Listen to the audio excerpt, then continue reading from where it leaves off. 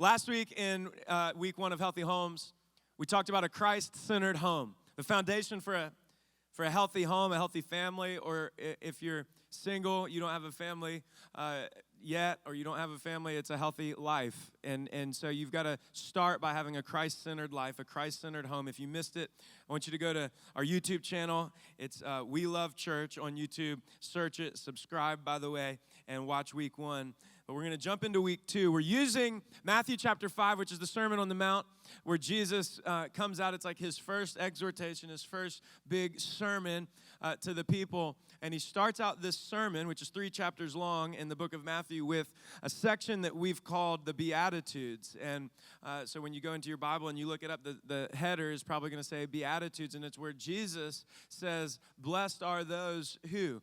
And he gives us some descriptions of people who are blessed, which are also prescriptions for ways to be blessed. And so last week we looked at where it says, blessed are those who hunger and thirst for righteousness. And we know that righteousness comes from Jesus. So blessed are those who are desperate for, they're hungry, they're thirsty for the righteousness that comes from Christ. And so you've got the thought that our households should be places that are hungry and thirsty for the things of God. Our households should be places that are hungry, that we are going after Jesus. And he says, when you're hungry and thirsty for righteousness, when you're desperate for Jesus, you're going to be satisfied. Your hunger is going to be filled. You're going to be filled. You're going to be satisfied. And we want homes that are filled, that are satisfied, and that are happy. A few verses later, he says this, blessed, Matthew 5, chapter 8, and this is going to be our verse for today. He says, blessed are the pure in heart. Everybody say pure in heart. Say it loud. Come on, at least pretend like you're listening. Blessed are the pure in heart. Everybody say pure in heart. Pure in heart. For they will, and here's the promise, see God. For they will see God. Blessed are the pure in heart, for they will see God. The title of the message today, the thought from today is a pure-hearted home. Every week we're looking at something different. A Christ-centered home is a healthy home, and a pure-hearted home is a healthy home. I want to take a minute and look at this verse, break it down a little bit to make sure that we understand it before we move forward into looking at how we can have pure-hearted homes. First thing that I want to look at is I want to look at the word heart, because we've got to understand what we're talking about when we're talking about the pure in heart. We're going to be talking about purity today, but it's so much deeper and so much broader than just purity and maybe the way that you think of purity when it comes to your mind, like sexual purity. And although sexual purity is a huge part of purity, and the whole sexual arena is an area where there is so much impurity in our world. So that's very much a part of what we're talking about today. But what we're talking about today is broader than just that area, and it's deeper than just our actions. It's purity of heart. And the word for heart here is simply cardia, which is where we get the word cardiac. And what Jesus is not talking about is the actual heart. He's not talking about let's have purity in our heart that pumps blood throughout our arteries and veins. That's not what he's talking about. He's using the word heart in the way that it's used many times in the Bible for our inner self.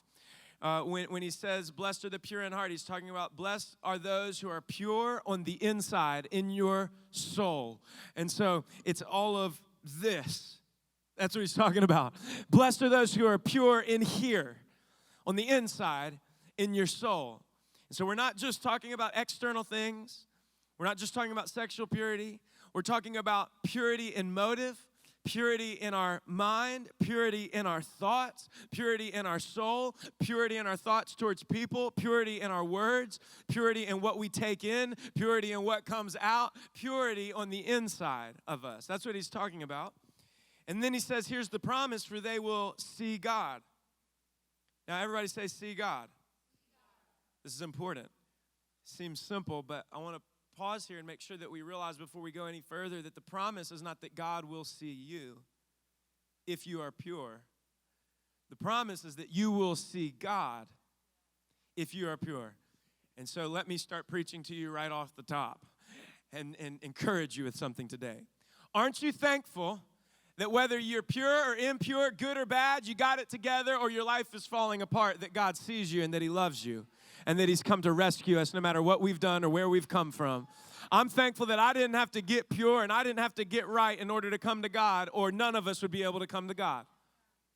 The Bible doesn't say, blessed are the pure in heart, for God will see them. God saw us, and the Bible says that while we were still sinners, Christ died. Are you thankful for that today? That while we were still impure, while we were still messed up, and while we were still dirty sinners, Christ came, he saw us, and he loved us, and he came and he died for us, and we didn't deserve it, but he died for us anyway. We didn't deserve it, but he gave us the gift of forgiveness because of his mercy and grace, even though we didn't deserve it. That is the gospel. That is the gospel. It's not conditional, it's unconditional. It's not anything that you can do to earn it. It's something that we didn't deserve, and we receive it as a gift. But how many know once we have received grace and mercy and forgiveness, given our heart to Jesus, this exchange has taken place. Now there are some, if you do this, this will happen. And we've got to understand that as Christians, or else we'll live way beneath our potential.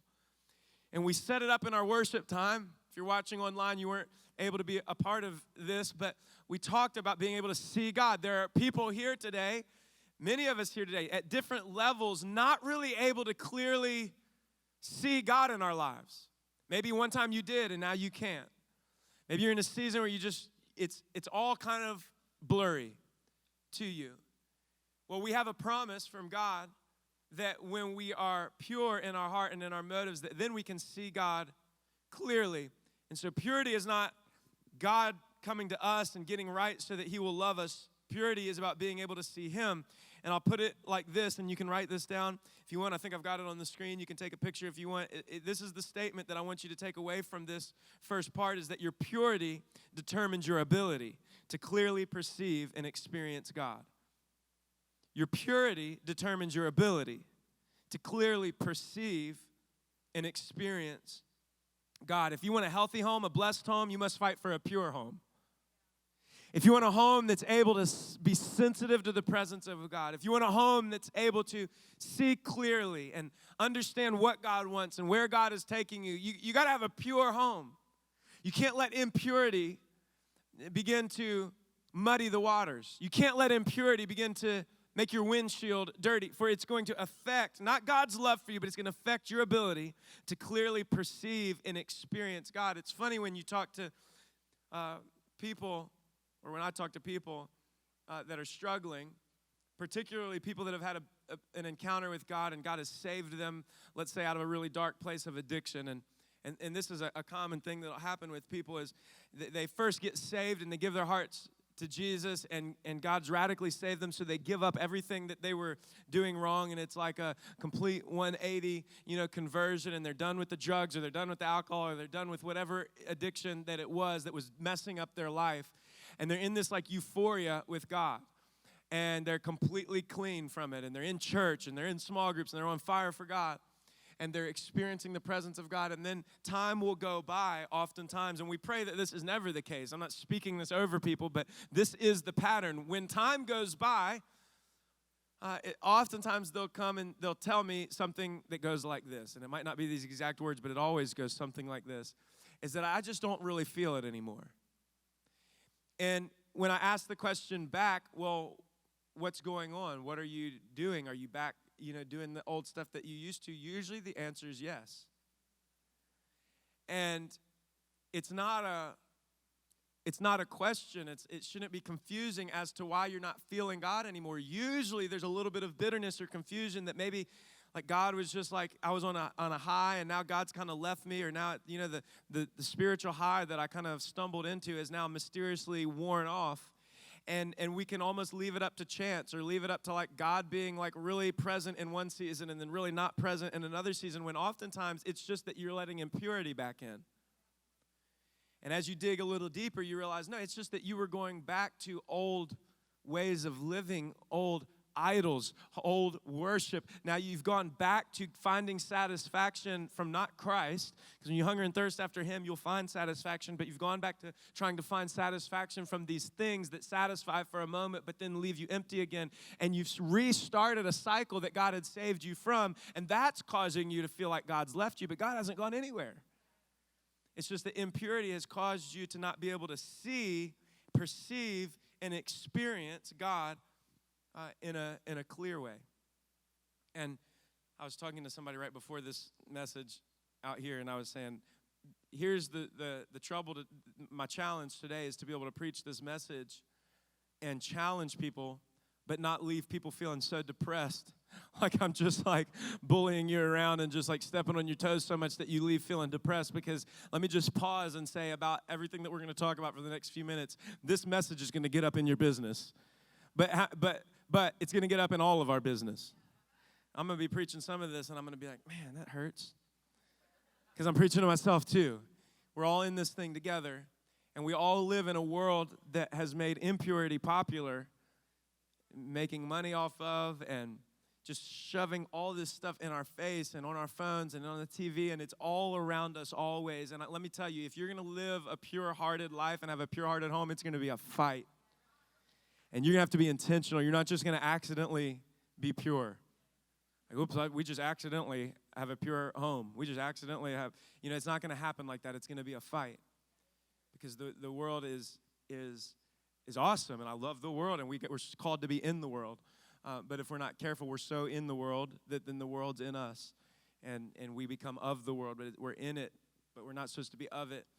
It's funny if you look at culture, kind of the quirks of culture, the trends of culture, is how you see, no matter, I'm not talking about Christianity now, I'm just talking about society in general. It's funny. If you look at society in general, Christian or not, whatever, how physical safety is getting more and more important, especially with children.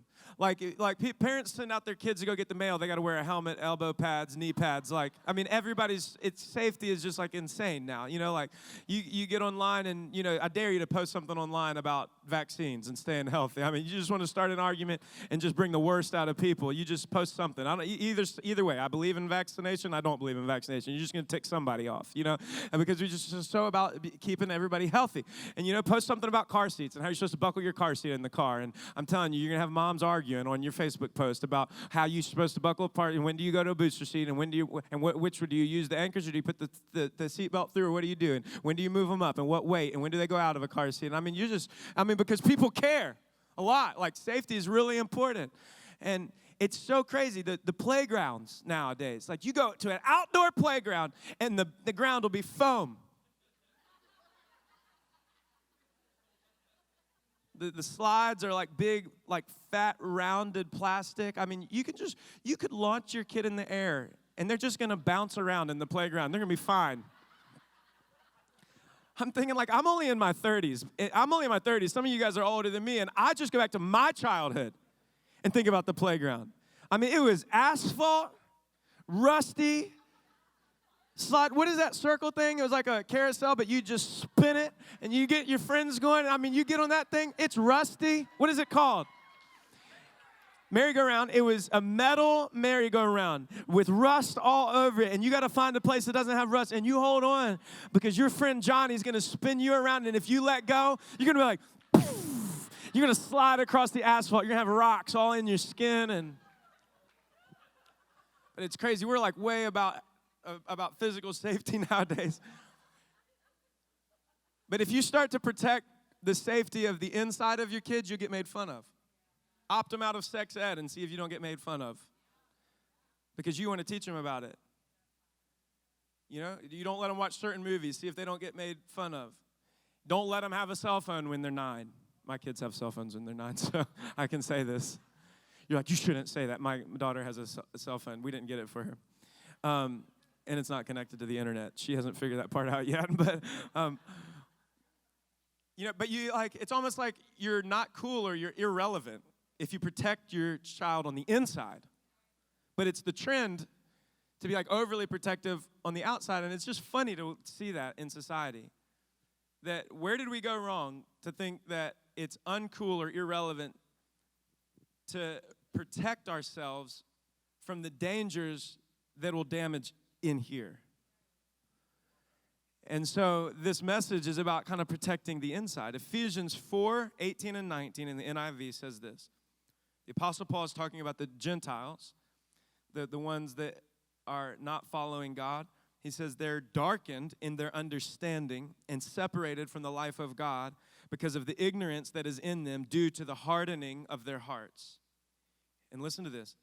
And having lost all sensitivity, they have given themselves over to sensuality so as to indulge in every kind of impurity, and they're full of greed. He's describing a generation, he's describing a people that are just living in darkness and don't even know it. They've lost all sensitivity. I might be preaching to a group of people today, and yeah, we're Christians, or most of us are Christians, and we're following Jesus, and we're in church today, but I might be talking to people who we didn't even realize it because we were slowly letting things get darker and darker, and we were slowly letting our hearts get harder and harder, and we've lost sensitivity to impurity. You don't even know that it's impure because you've lost your sensitivity. If you grew up in church, you might have heard your parents say, your conscience is seared. It's like the thing that goes, oh, that word, that bad word, like when you're young, and that bad word, it almost hurts your ears, right? And now it doesn't mean anything. Like you just say it when you stub your toe. It's not, like you're not worse than somebody else who doesn't cuss. It's just that you're just desensitized to it. And so it's like kind of normal. And I'm not downplaying the importance of honoring God with your mouth, but I'm also saying that's just what happens. So don't feel like shamed or guilty, but you've like lost your sensitivity. Nobody sets out and is just like, I'm going to be impure. I'm just gonna have sin all around me and be fine with it. Nobody ever does that. It happens a little at a time. You ever walk into a movie theater and you got your popcorn and you're talking to people and you walk in and it's completely dark and you're like, I can't see anything, and you're tripping over people and you're spilling your popcorn because it's completely dark. But after a while, you let your eyes adjust to the darkness, you begin to see. You can see around, and because you're used to it now. And that's how it happens in our lives. It's like sin doesn't just all happen at once. It just creeps in a little bit, and your eyes end up becoming adjusted to the darkness. And you're used to it now. I went into the steam room the other day at our gym, and I almost sat on a guy's lap. I walked in, it was dark and steamy, and went to sit down, and I was like, whoa!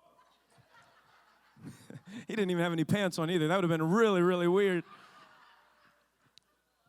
It's because I couldn't see. Once I sat in there for a while, I was like, oh my gosh, there's 6 guys in here. Yeah, because our eyes adjusted to it after a while, you get used to the darkness, and you're fine with it. You're fine in the dark. And I'm just praying that maybe through this message and maybe through the Spirit of God, we can get some of our sensitivity back. Because if we can get purity, more pure, get more sensitive, then maybe we're open our eyes and see, man, God's been here the whole time. I just let my heart get hard, and I got used to the darkness.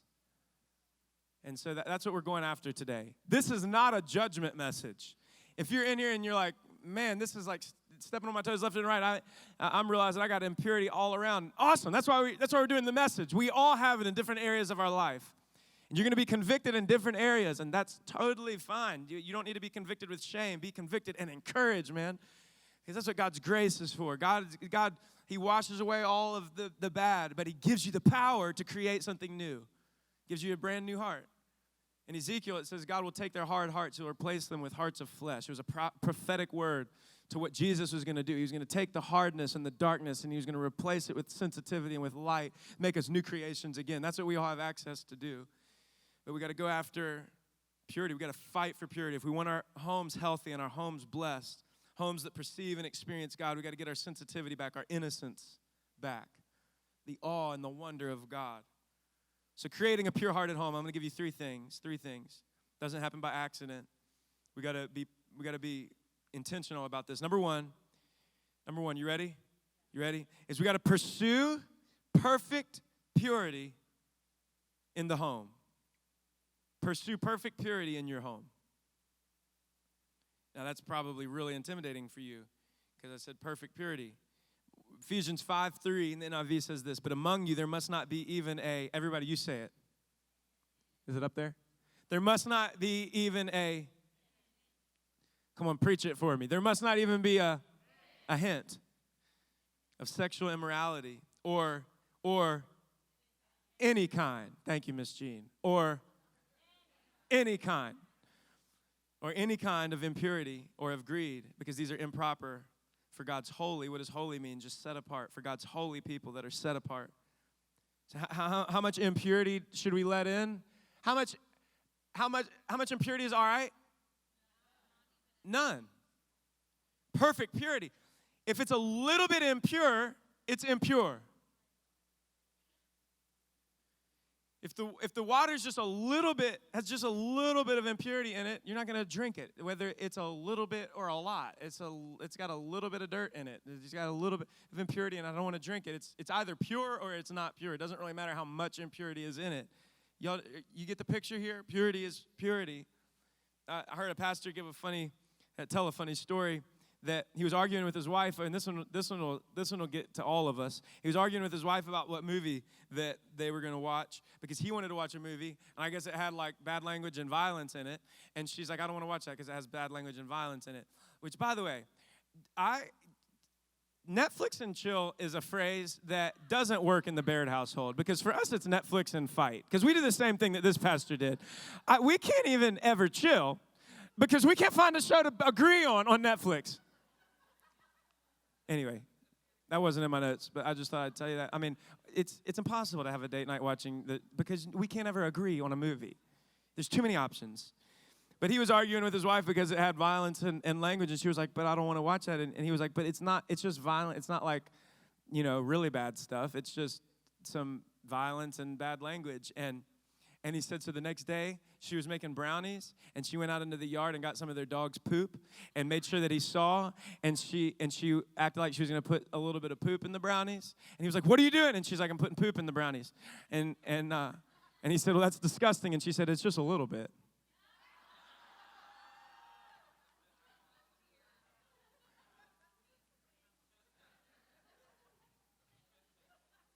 So you don't want a little bit of poop in your brownies. You don't want a little bit of. You're going to go home from church today and post on Facebook a quote from the message. I don't want poop in my brownies. Because a little bit of impurity is impurity. It's a great lesson, and I know I just ruined it for all the guys, because your wife's been telling you, I don't want to watch that. It has so much cussing. And now I just wives, you ladies can pay me later. Men, I'm sorry. You're going to be mad at me because your wife is going to use this against you forever. But it's a great example. Where are you going to compromise? And it's just a little one, but one compromise leads to another compromise. There's a restaurant that I love in Warrenton, and if you own it or if you manage it, I love it. We eat there all the time. It's great. It's Outback. Outback's a great restaurant, but right now it's called Ack. I don't know if you've driven by there, but my kids are like, Daddy, what's Ack?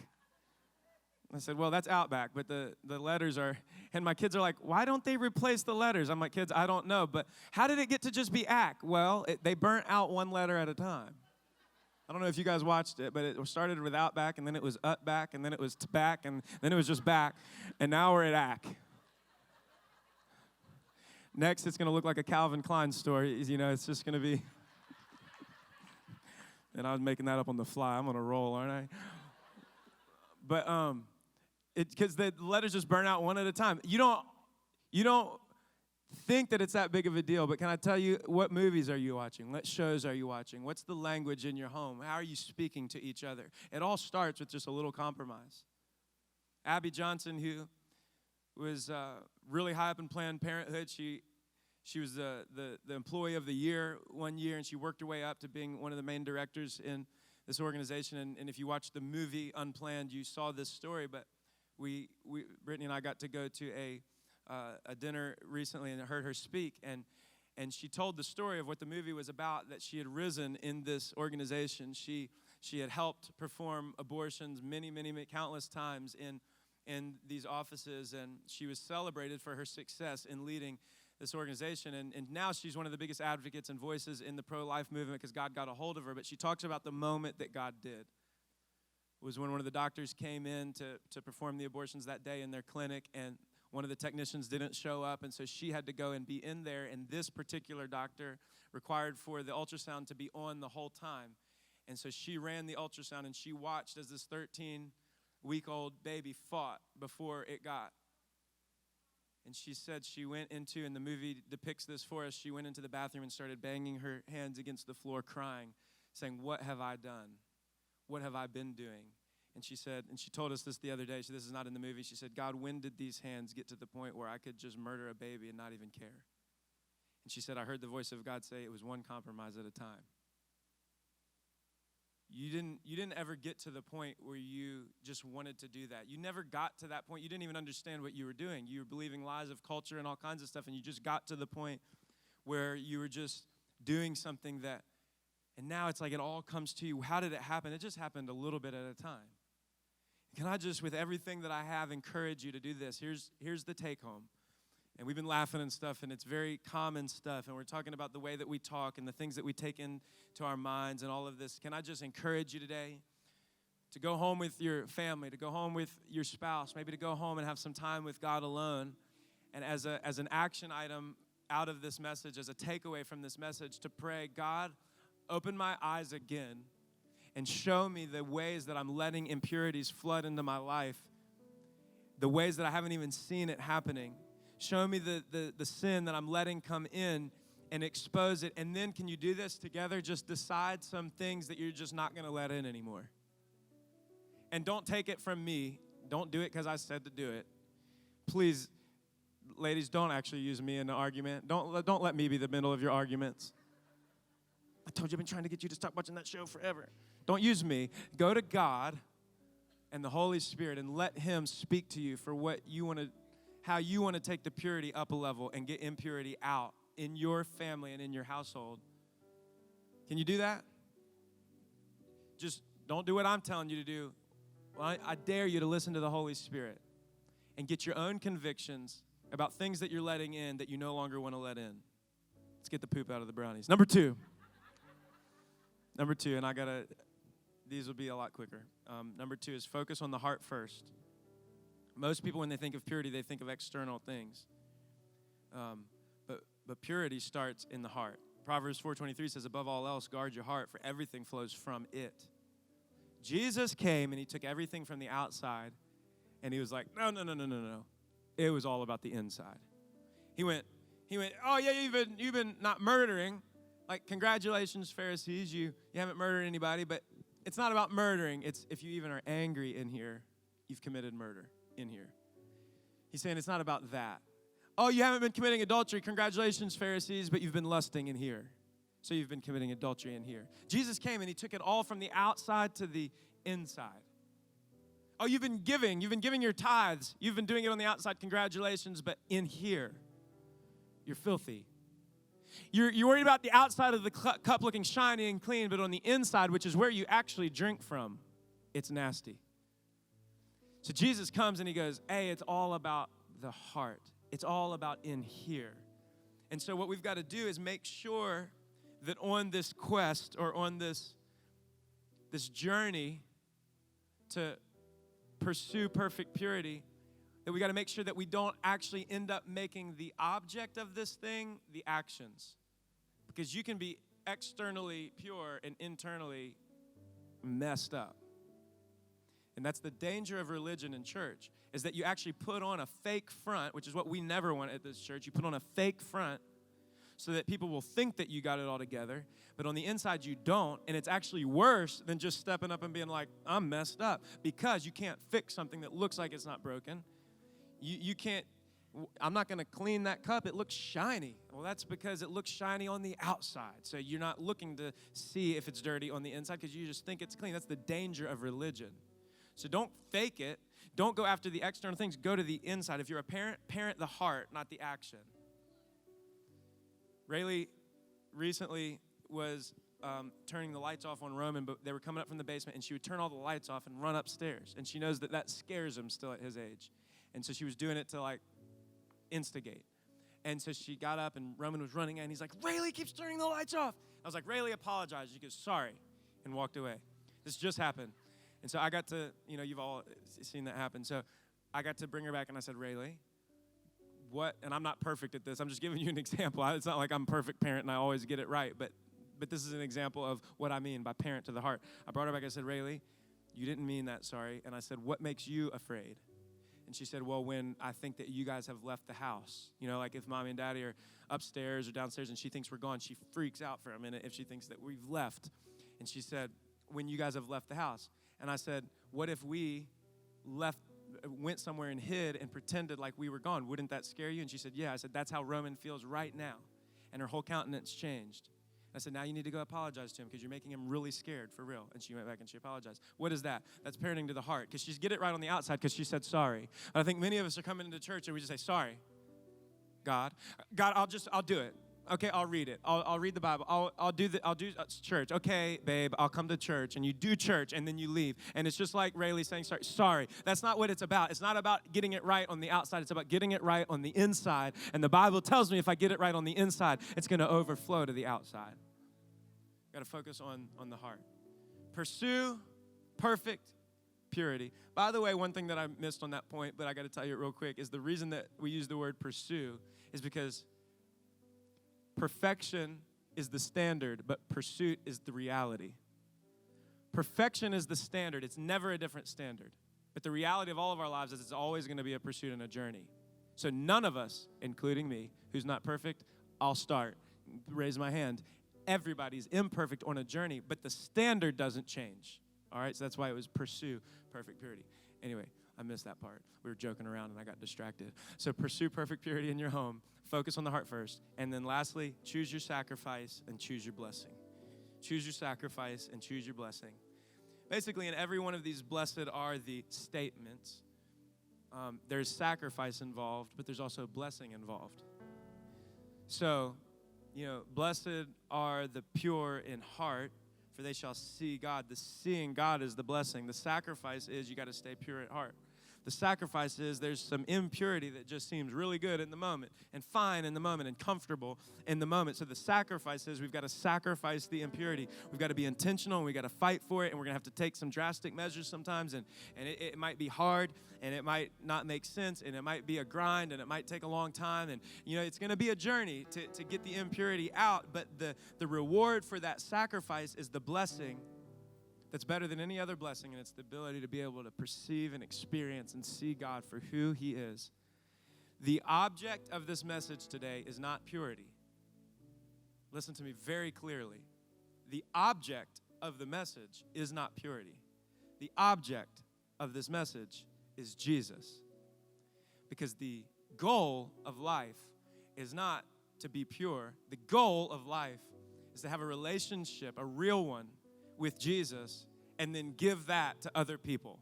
That's the goal. Bring God glory. Have a relationship with Him, and then make Him famous and glorified in the earth.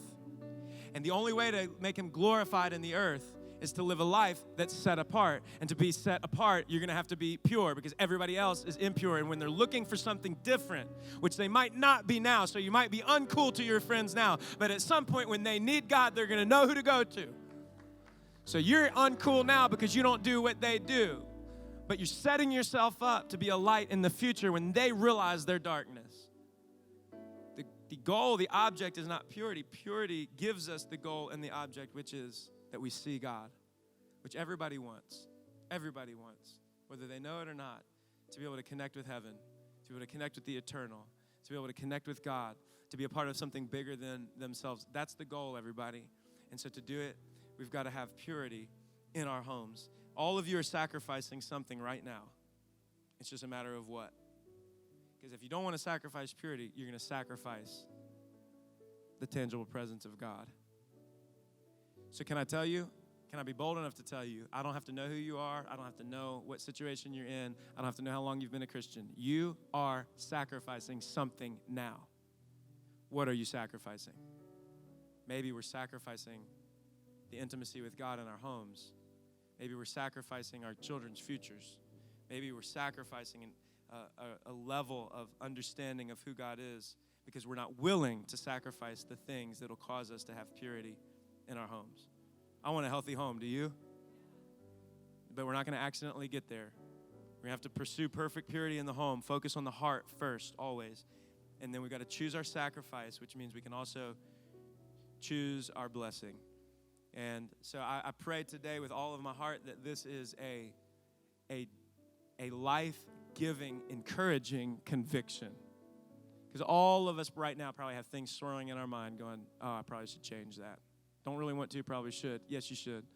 Because it's going to give you something that we're all looking for, clarity, perceiving, experiencing the presence of God. I dare you to go home and make some changes. I dare you to go home and pray. I dare you to go home and put some new standards in place in your household. This is a part of having a healthy home, everybody. Christ-centered home, a pure-hearted home.